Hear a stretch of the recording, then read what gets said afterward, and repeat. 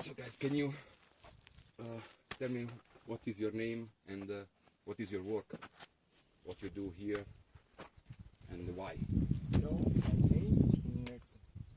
Your surname? Surname is Matebula. Can you speak a little bit more out? Sorry, I'm Neto. Okay. Matebula. So I'm an anti-poaching unit guard, working inside the farm, looking after big wildlife animals. See, checking if those animals not being poached, something. That's the way of looking. So, yeah, inside the farm we're looking at something like that. That's how we do protecting them. That's the only best way to do. So you basically patrol the boundaries and looking for the poachers, and we also search other areas like certain water points, dams, places of interest. Even here by the river, there are, when they get through the boundary, there are spots on the river where they jump and then they come and poach this side normally. There's different tactics and stuff. Like some people will jump in here and they will put in snares up. And they'll use the game paths and all the leading points to water points and put up pieces of wire, make a snare, load them up so they can walk into them. Another form of poaching that's fairly common in this area is what they refer to as dog poaching. Now what the poachers do then, so they, if I understand well, they come inside with dogs. yeah, dogs, they'll normally be armed with assegais, spears, what, and then the dogs. And then what the dogs will do is they will like corral the animal or keep the animal in place, and then they will come and finish them off with the spear or what. But that's the small one, like the antelope. I don't think Oh that the no, dogs they can even do kudu. They've done. So a dog can scare a kudu. If there's enough dogs with them, they can do a kudu easy. Actually, they bring a lot of dogs inside. Yeah, like you see a poach. I've seen Yeah, a group of poachers, like 4 poachers, but they had like 20 dogs with them. Oh. But like each poacher will bring some of his dogs, and they'll bring some of his other dogs, and then they combine them together to make one big group of dogs. And a lot of these dog poachers, they train them from young to hunt and stuff. So they coordinate them from young. And then they even get them to the point where they can give them commands to do something. Like some poachers even have done it that they've actually taught them with the sound of a stick. So we'll have 2 sticks, like 2 taps, attack, 3 taps, let go. And the dog will actually, it's been taught so well that it can actually hear the commands and like know when to keep the animal cornered and when to let go so they can start finishing off. It depends on how well the dog has been trained and how long the time he's had it. Like I've seen, believe it or not, the one time I bumped a group of poachers. I saw them come in and I followed them and I followed their dogs and they just suddenly disappeared. What happened is they actually spotted us and they found a place to cover. The dogs are so well trained, they actually told them to shush and lie down. And those dogs lied down and kept quiet. So the dogs are not loud. No, they'll be loud when they confront the animal and stuff, and that's when we'll pick up on them a lot of times and that. But a lot of times they train them so well in that they actually can be fairly silent and actually get the job done. And one thing about dog poachers, I have caught them in the day, but a lot of times they're more active at night.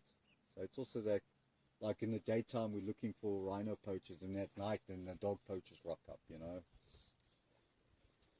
The other form of poaching that I've seen in my time that guys have done is poisoning of waterholes. But that's more people that are after your big game for money and prize, like your elephants for ivory, rhino for horns. They'll actually poison what we call timic, but Some people, it's a nickname in South Africa for it. It's called two-step because it's literally so. It's even like 20 times more powerful than probably than cyanide even. Like you can take a bottle of that, put a couple capfuls in a dam, more than enough to wipe out rhino. And one of the worst incidents I've seen probably of poaching was this. A guy, and it was in the area, a place called Messina, which is in Limpopo, but it borders, it's our main border with Zimbabwe. It's like our main border. It's the most northern tip of South Africa. Yeah, because I know that the north part of the park is the most afflicted by the poachers, not the southest part. Well, anyway, to cut a long story short, this guy was proposed by poachers and was like cut a deal, and he got a hold of the bottle of Timic, and he didn't know how much to put in. Like a couple capfuls was enough. He decided to pour the whole bottle in. The next morning, he went to get the horn from the rhino, but he was horrified. Everything that was drinking from that water supply that night, and I mean everything, and even predators that ate the carcasses from the night before were dying all around that dam. At the end of the day, it was something like 15 rhino, lions, giraffes, zebras, even vultures that were eating carcasses. Yeah, I know about this story. For the vultures, if I don't remember bad, I think that 100 and more vultures died at that water point. They actually literally had to drain it, pull out half of the soil, repack it, and basically leave it that they turned it into a desert. Nothing must go there. Like, it became so bad that literally jackal could eat a piece of carcass, and minutes later would be convulsing, dying next to it. You know, it was that bad. Hundreds of animals died at that one scene. It was just this.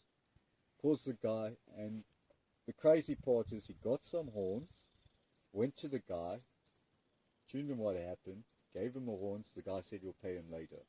You know what happened? You know what that means in the world when someone does that.